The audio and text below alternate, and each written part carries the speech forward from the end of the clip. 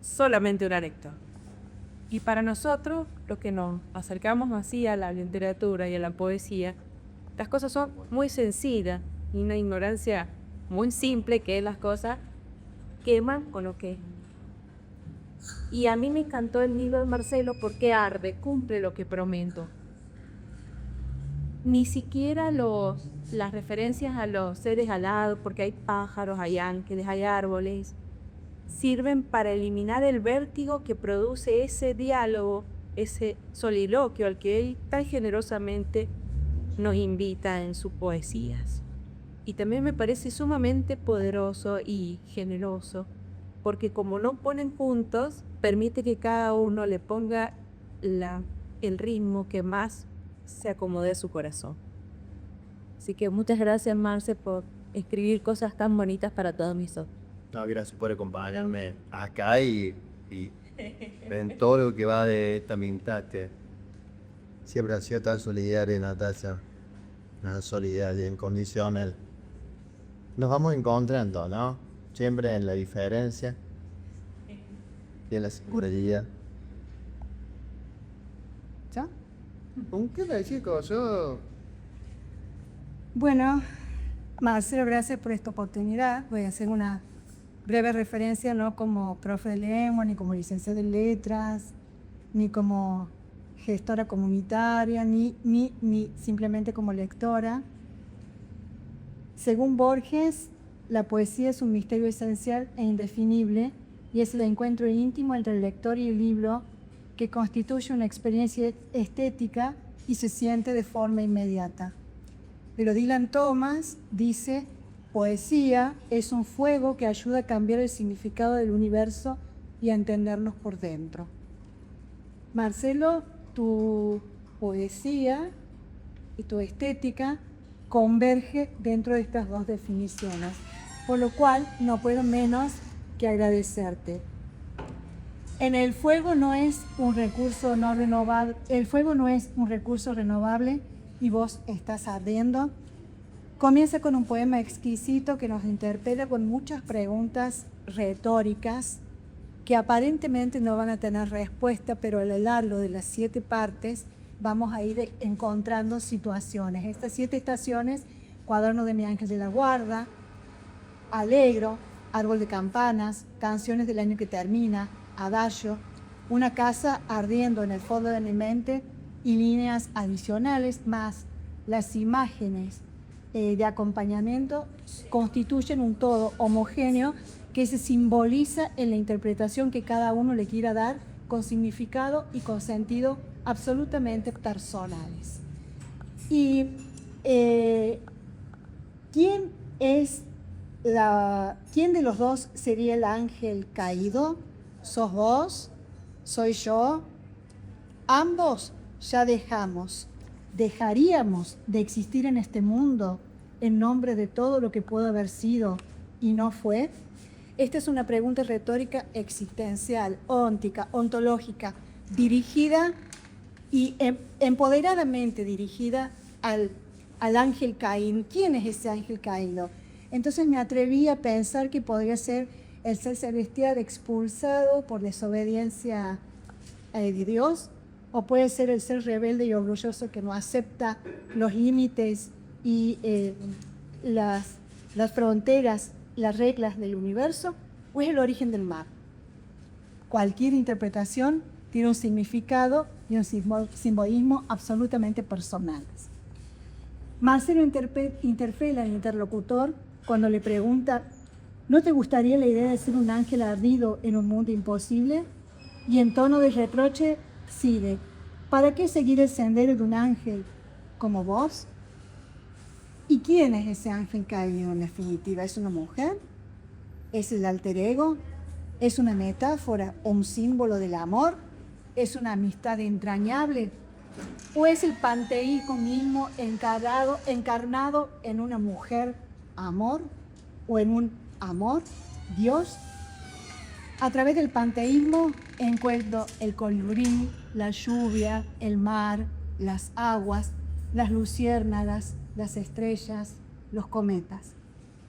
Pero también tiene un toque de onirismo, eso de sueño, de ese angelado onírico, despertar del sueño, entre los resplandores del mismo sueño y a la entrada del sueño aparece ese ángel y ese ángel trae preguntas y las respuestas son para cada uno de nosotros. Según Coser, igual, acá me viene la parte de la puerta de legua, tal cual. Según el onomasen del Coseru, que es el nombrar para existir, el autor nos dice, antes confiaba en el aprendizaje de los árboles. Dije alerce, dije acacia, y así nada que tenga sentido puede prescindir de un nombre. Y esto nos lleva a una asertividad poética. Es de lo que quise hablar, de la felicidad, de los pájaros, del invierno. ¿Por qué no velamos el muerto destello de las estrellas? Le pregunta y me pregunta como lector. Y se expande. Más adelante dejaré escrito lo que quise ser, lo que recuerdo la franja de luz que no pasa ni pasará, y aún así es blanda como el corazón de un pájaro a punto de morir. Y finalmente hay una interpelación óntica. ¿Estaremos escribiendo el mismo libro? Marcelo, me voy más hacia el lado de Dylan Thomas, que la poesía es fuego que ayuda a cambiar el significado del universo y a entendernos por dentro, pero también quiero ir al siglo XIX con Becker, cuando se pregunta, voy a parafrasearlo, se pregunta, ¿y qué es poesía? Tú me lo preguntas y yo te respondo, Marcelo, poesía eres tú. Muchas gracias. Podías. dedicamos a encantadores. Y él me lo tiene. Y va a ver cómo Venezuela con la vida. Yo soy el profesor de letras. Fue mi profe José desde los 16 años. Y fue de la universidad también. Texto que Y es un gran profe de estética. Bueno, esto se llama un tono sentimental. Así se le puso un título provisorio al texto que habla, por supuesto, del libro. A propósito del fuego, no es un recurso renovable y vos estás ardiendo. Entonces Pierre Bayard encabeza cómo hablar de los libros que no se han leído con un acápite de Oscar Wilde, extraído del Crítico como artista. Lo cito, igual dice, jamás leo los libros que debo criticar para no sufrir influencia. Retruco, no sin modestia, la butad de esa provocación de Wilde. Yo leo con mucha atención los libros que debo presentar, que espero que me influyan. En su libro, ese Bayard, cómo hablar de los libros que no se han leído, ensaya una defensa tan provocativa como excelsa de la no lectura, o sea, de las ventajas de no leer, que a mi entender en realidad constituye un modo paradójico como una apología de la lectura, ¿no? Porque al leer un libro, cualquiera que fuese, también estamos no leyéndolo, porque toda lectura es incompleta, aproximativa, fragmentaria. Nos inventamos, diría Bayard, un libro interior, un libro pantalla, un libro fantasma, sobre el que proyectamos nuestras virtudes y flaquezas, nuestro saber y nuestra ignorancia, nuestro deseo de leer y escribir. Cuando no leemos, al leer, estamos inventando un libro nuevo que no siempre coincide con el libro real. Pero esa brecha, esa distancia, ese abismo funciona también como una eventualidad y un acicate a ejercer de manera creativa la imaginación lectora.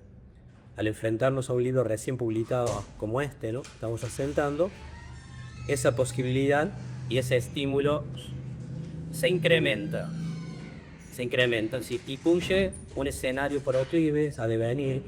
Mientras leemos y no leemos, como quería Wilde, podemos devenir artistas que inventan y se inventan a sí mismos con la intención de aproximarse a un libro fugitivo que se muestra y esconde, que se desplaza y transfigura todo el tiempo.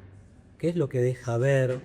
¿Qué retasea el fuego? No es un recurso renovable y vos estás ardiendo en esa suerte de dialéctica sin síntesis en la que se tensiona develación y ocultamiento, el juego entre tierra y mundo, al que Heidegger considera como constitutivo de la obra de arte. Si recuerdo bien, y si no cuento mal, este es el 10º libro de poesía que publica Marcelo. O sea, de su propia autoría, ¿no? Porque están en antologías, en compilaciones, son varios más. Y también otros libros de crítica, de narrativa. Está organizado en 7 partes y agrupa una veintena de poemas, más bien extensos, sin títulos, en los que prevalece el verso libre, que discurre conforme encabalgamientos sucesivos y cuya sintaxis se acomoda a las creaciones de una voz ineludiblemente lírica. Digo, escribe en más de una ocasión Marcelo. En Cuaderno de mi ángel de la guarda, sección que inaugura el volumen, y también describieron tanto Natacha como Nidia, ¿no? Por todo ese retaíla, ese encadenamiento de preguntas, ¿no? Ahí se despliega como un enclave de enunciación y también el tono que va a articular todo el poemario, ¿no? Se trata de un largo y único poema, del cual provienen los versos que dan título al libro, escandido por preguntas sin respuestas.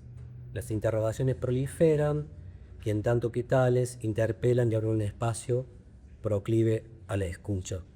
¿A quién se destinan esos versos? ¿Qué tipo de respuesta esperan? El poema ensaya una plegaria y convoca la voz del ángel de aquel rezo que aprendimos de niños. Mientras la espera predomina, porque la respuesta se demora, se pregunta el poema, ¿no? Si él mismo habrá de decirse según las modulaciones del yo, del vos o del nosotros. Así el poema se torna polifónico y porque discurre en varias voces, ¿no? Primera, segunda y tercera. En ese interregno, donde se impone lo que se aplaza y difiere, donde prima la presencia ineludible de una alteridad que se retrae, se trama una dramática de los afectos que habilita una escritura acerca de lo espectral, ¿no? Porque en el fuego no es un recurso renovable y vos estás ardiendo.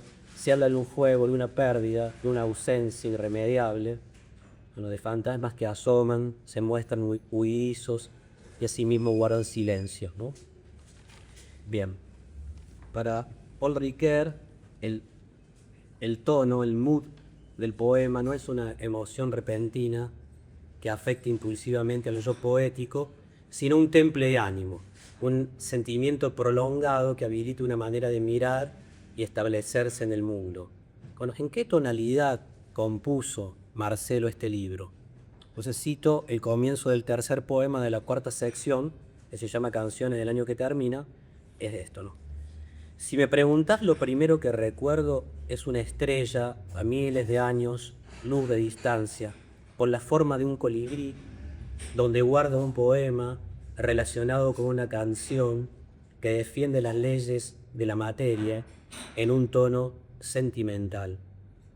Ese tono sentimental enlaza con el epígrafe de Cecilia Pavón, o sea que somos, estando al principio del libro, ¿no? Dice, de alguna forma, para mí la poesía también es eso, llenar el mundo con tontas canciones de amor.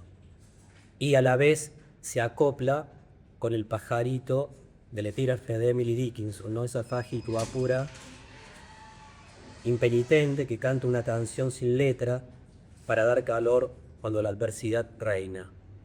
Sin embargo, la poesía que se declina tontamente para que ni más ni menos haya amor y cobijo en el mundo, está construida por traslaciones múltiples, ¿no? Asimila el recuerdo de una estrella extinta a la forma de un colibrí y esta un poema que a la vez está conectado con una canción. O sea, para recuperar la materialidad de la experiencia, para revivir lo que alguna vez fue vivido, para consolidar las vacilaciones de la memoria, el tono sentimental elude los atajos del registro directo, la inmediatez del testimonio, las efusiones de la confesión y se colma de pliegues y dobleces. El tono sentimental es un acopio de mediaciones simbólicas, culturales y literarias. En el fuego no es un recurso renovable y vos estás ardiendo. En su devenir poemas, la escritura funciona como un acto de reparación en el que se urden sin solución de continuidad la memoria y la imaginación, los recuerdos y los sueños, las reminiscencias puntuales y las fantasías indómitas. Donde tiene que ver todo eso, la dimensión onírica, ese nervona, que está muy bueno, que está en texto, ¿no? En varios poemas. Bueno, en la introducción a Fragmentos de una poética del fuego, es un libro póstumo e inconcluso, hecho de restos, esbozos y anotaciones parciales. Gastón Bachelard se postula una doctrina de la imaginación literaria, que equivale a una ciencia de la imagen poética. Bueno, porque él ese libro quería estudiar imágenes poéticas del fuego, ¿no? El Fénix, el Prometeo, el Empero, que fue un libro que estaba escribiendo en mi casa. Estaba enfermo, no lo terminó, pero quedó eso que está editado, un libro muy bello. Entonces, en determinado momento, dice, quería estudiar las imágenes poéticas del fuego mediante un examen, dice, del lenguaje inflamado, de un lenguaje que sobrepasa la voluntad de ornamento para alcanzar alguna vez la belleza agresiva. En el discurso inflamado, la expresión siempre sobrepasa al pensamiento. El discurso inflamado sería el discurso poético, ¿no? Ese discurso que sobrepone, se opone, se va a llegar a la servidumbre de la significación, que renueva el lenguaje embelleciéndolo, y que ese lenguaje se inflama sobre todo cuando las imágenes hablan del fuego. Ya de por sí el lenguaje poético se inflama y más. Entonces, el poemario de Marcelo, el elemento en cuestión, el fuego es lo que coexiste con los elementos que ya sabemos, el aire, la tierra y el agua, ¿no? Se dice de muchas maneras. Es pira incendiaria, chispas, brasas, cenizas. Son las fosforescencias de estrellas y bengalas que estrían al cielo y caen, y al cruzar y desplomarse alumbran e iluminan. Son luciérnagas. Pero sin embargo no hay agresividad en esos estallidos, crepitaciones y fulgores. A la devastación demoledora del fuego, a su voltaje y temperatura destructivos, se le opone la ocasión única de hacer del poema rescoldo, calor, abrigo, cuidado. Si se me permite una interpretación vasta, pero con B larga, es un poco tosca, cerril, en el fuego es un recurso renovable que se está ardiendo. El fuego equivale a la vida, con sus pasiones vastas y altas, y como tal es un reconocimiento de la finitud de la contingencia y la fragilidad que la constituyen. O sea, me gusta leer este título como una advertencia. Entonces lo digo en un registro más bien ramplón, y lo parafraseo, lo traduzco a una lengua plebeya, ¿no? Ojo, la vida es intensa y breve, y vos estás al horno. Entonces, frente a esa exhortación, Marcelo se atempera, escoge el tono sentimental y escribe, sin violencia, compasivamente, acerca de lo que queda, de lo que persistes, en los rumores y destellos de las ruinas, susurros y vestigios de una canción de amor irredenta. Con el comienzo dije que el largo poema que inaugura el libro traza una enclave de enunciación, un tono que lo abarca y comprende. Con su acento sentimental, la poesía de Marcelo nos invita, preguntándose a hacernos preguntas. Nos desafía a habitar la poesía como un mundo en el que la vacilación y lo indeterminado prevalecen. ¿Te acordaste de pedirle un deseo a la estrella fugaz que nadie vio y que sin embargo dejó un cráter incendiándose en tu mente? ¿Te lo preguntaste? Es todo, gracias.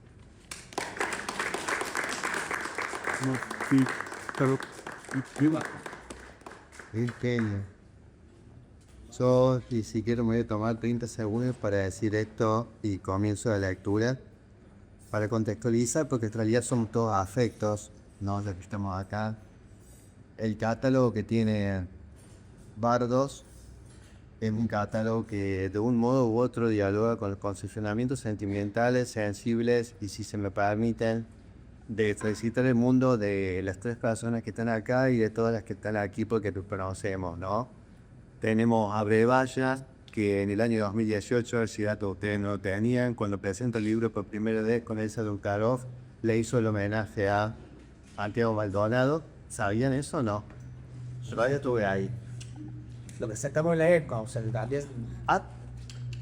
no son datos menores. Tenemos el libro de Antifascista de Claudia Massil, que se animó en esta época en tomar la palabra frente a un clima casi que distópico, como lo hemos hablado en las aulas y demás. El café, con el libro de Francia, con Antonia, en esta época de crueldad.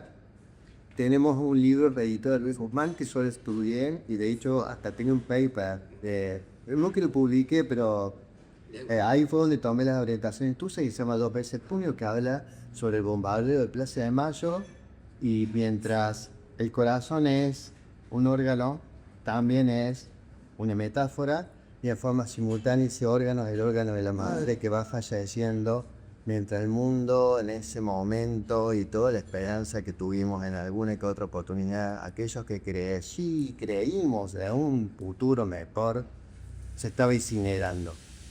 Así que esas voces, ese tono polifónicos, esas tres voces que señaló Natacha alguna vez, esas dobleces de voces, como si fuera una digamos, diría ahí la Nidia, también es una forma de convocar, no a lo colectivo, una idea que yo no milito, porque me parece muy fingida, sino al bien común. Porque el bien común me parece superador. Es fácil hablar de lo colectivo, pero es más difícil estar uno del lado del otro. Desde ese lugar leo. Y doblemente agradecido por estar. O sea que hablamos de Emily Dickinson. Yo quiero creer, porque es la primera vez que lo voy a leer, que está acá a primera mano. Las ilustraciones son mías, así que agradecido por el trabajo de edición, que es sumamente cuidado, se nota que son increíbles profesionales. La selección de catálogo es increíble.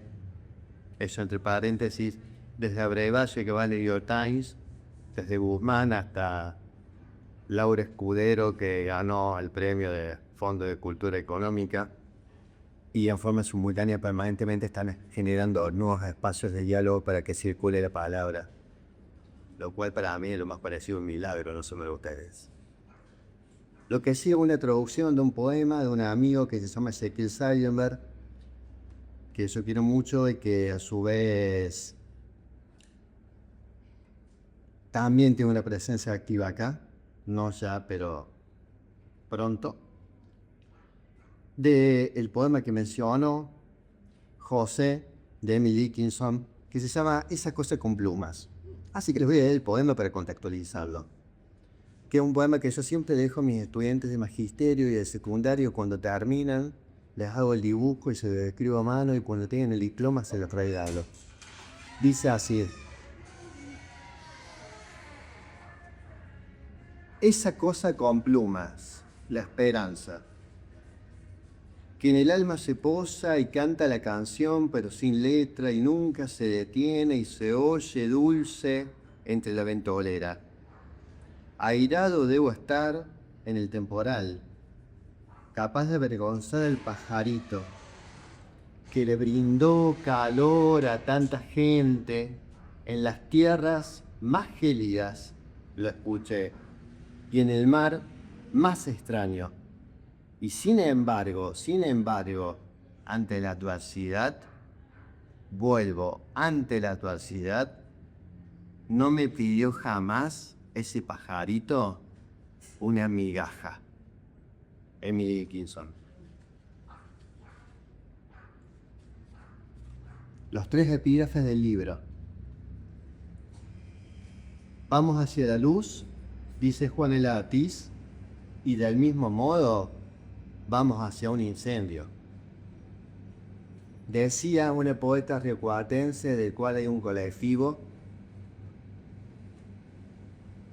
no frotes el fósforo, no enciendas el fuego, si acaso el fuego es para la oscuridad.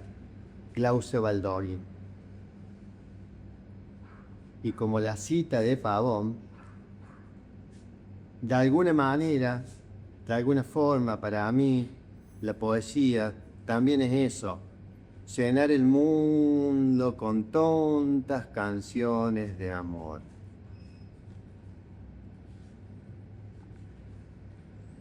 Cuaderno de mi ángel de la guarda.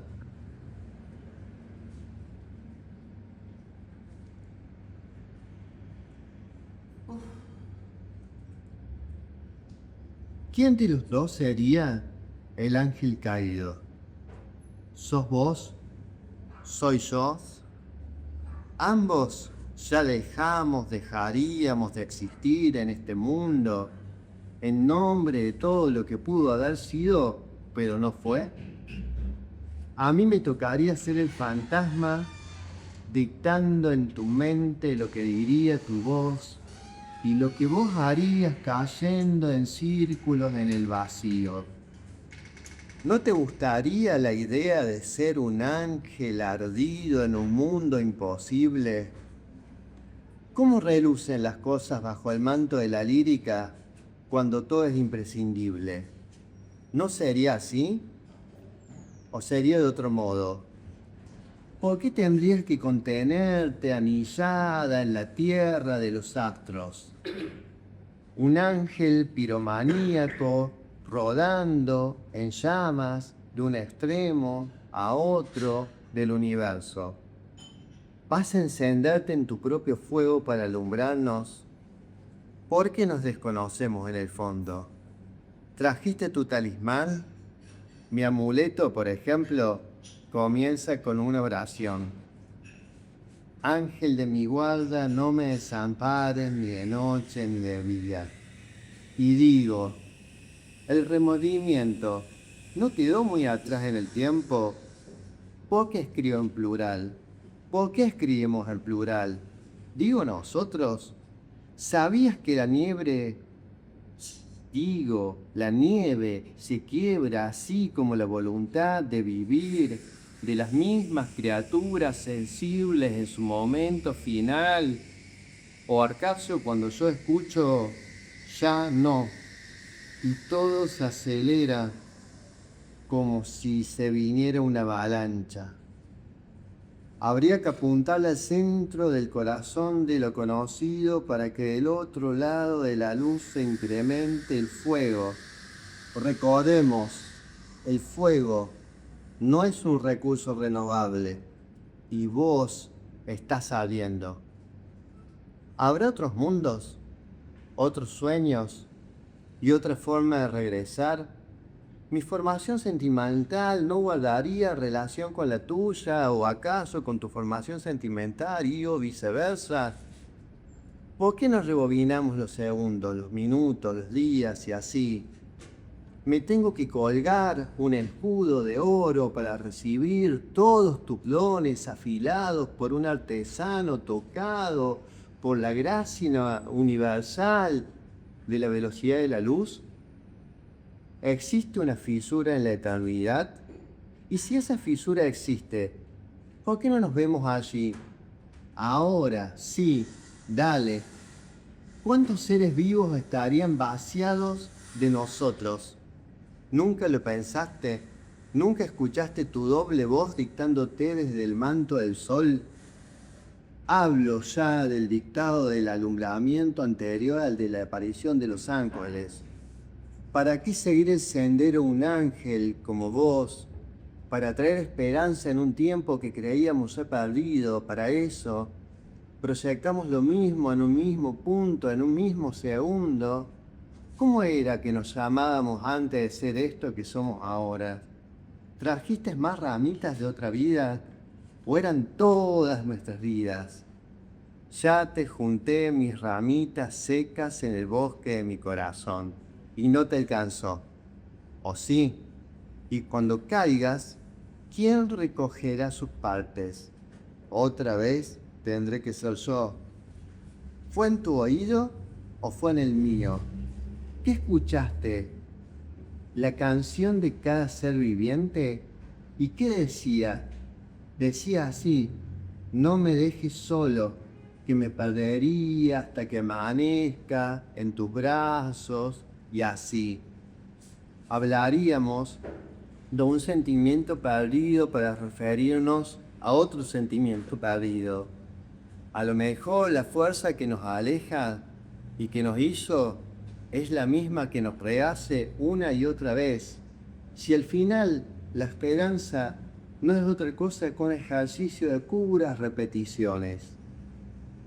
Le tendré que poner un nombre con un papelito a cada cosa que hayas quemado. Donde antes escribí la palabra ala, donde antes había un pájaro, escribiré pájaro. Donde antes estabas vos, ya no escribiré vos, escribiré tu voz. Y donde antes había un corazón, escribiré yo. ¿Hago bien mis tareas? ¿Escribo bien en mi cuaderno con mi caligrafía angelical lleno de errores como los afectos no correspondidos? Hablo de ratas sentimentales. Y con tus alas, ¿qué tendría que hacer? Decime, voy a sacudir la corteza de los pinos nevados en invierno hasta que empiecen a resplandecer. ¿Eso querés? Perdida entre el mundo de la vitalidad familiar, como si la felicidad ya te hubiese abandonado en otra realidad. Te resignaste a la tristeza, ya sé, pero elijo alentarme hacia el futuro. Vuelvo, elijo el futuro antes que desaparecer. ¿Viste los campos estrellados mientras caías? ¿No te parecen hermosos? ¿No contaste las estrellas? ¿Y ahora me estás escuchando o no? Porque a lo mejor no hablamos del paisaje de lo posible, de la parte ya conocida para que las cosas no empiecen a arder. Digo, para no dejarnos consumir por el fuego. Por eso quiero que mi luz ahora sea tu luz. Y si flotábamos como luciérnagas hasta desaparecer, vos en mí y yo desaparecería en vos. ¿Me tendré que convertir en un hilo para sostenerte? No quiero que vayas a la oscuridad toda vida, como yendo de frente al centro de gravedad de un incendio. Prefiero que seas la de antes, transparente. No te quedes tanto tiempo distraída, contenida en el diamante de la tristeza. Y si ahora enciendo una lámpara, hablamos de una anticipación de qué, de lo que sí se puede recuperar. ¿No te parece maravilloso este día? ¿No te parecería maravilloso, digo otra vez, reunirnos esta noche en nuestro viejo hogar hasta el punto de que despunten las formas sentimentales y terminemos completamente deslumbrados? Eso dije, deslumbrarnos uno en el otro, uno en el otro. Y así.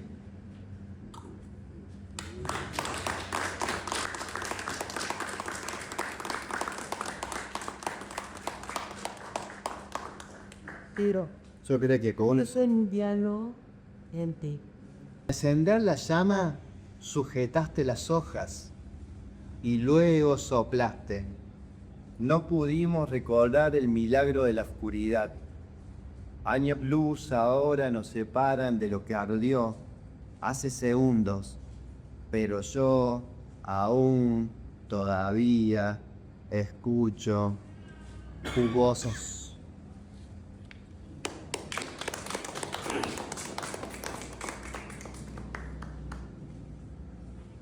islas.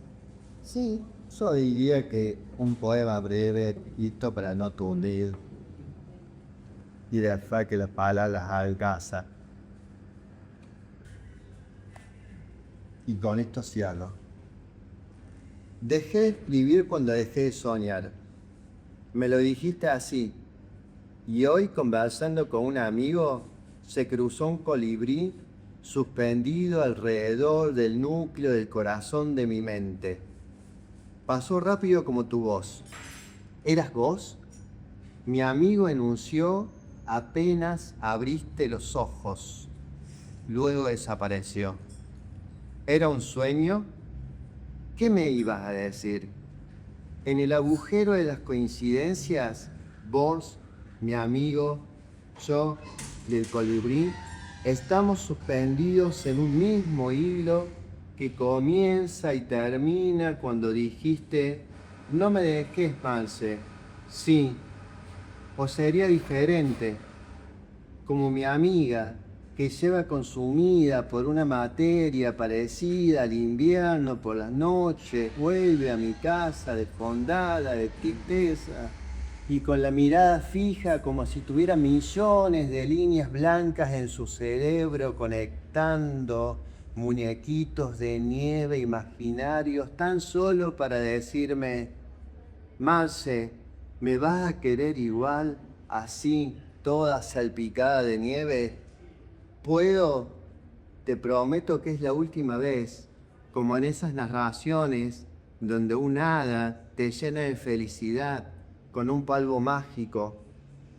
Dormida ya, hasta que los planetas giren al ritmo de tus pensamientos. Digo otra vez, ¿vendrá Caronte? ¿Vendrá el colibrí? Y si el colibrí en mis espaldas era otro distinto frente a la visión de mi amigo, dividido por el doble vacío que nos trajo hasta aquí, más adelante te llamaron, envuelta en una niebla luminosa. Subiste una moto y como un pálpito que nos lleva y nos trae de las catástrofes naturales, caíste en la corteza terrestre, con toda la gravedad de la tristeza. No voy a poder verte. Igual, ¿me vas a querer? La moto, mi herida, mi voz. ¿Quién me va a querer al final?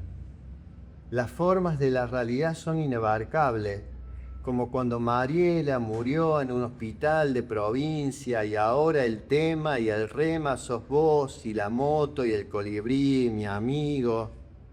Vamos a cruzar con la balsa de Caronte. ¿Y qué te dijo? A mí me dijo: voy a cortar por lo sano y por eso te voy a regalar un milagro. Y tu voz de repente desapareció con el polvo mágico de las hadas, la nieve oscura. Ya nunca dejará crecer la luz ni las raíces del propio milagro de Caronte. ¿Qué nos queda entonces? El colibrí, sí, el colibrí. Como la expectativa queda en el aire como el polvillo de las alitas transparente volando como dientes de león, desde mi habitación hasta llegar al velocímetro de tu moto. 100, 101, 102, 103, 104... Todo se vuelve sin sentido a medida que se acelera el sendero de los cuentos de hadas. Ahora, si yo toco un diente de león y pido un deseo, si tocamos un diente de león y pedimos un deseo ambos a la vez, y si tocas un diente de león y lo pedís vos al deseo, ¿vamos a estar juntos? Que la barcaza de Caronte se incendie con un fósforo y nos escapemos todos entre las amaradas para recuperar el hilo de la trama. De eso quería hablar al final, del comienzo del mundo, de mi amigo y de mí, hablando de un colibrí que insiste en no apagarse, implacable, bajo la lluvia, así como si estuviéramos tan cerca de encontrarlos.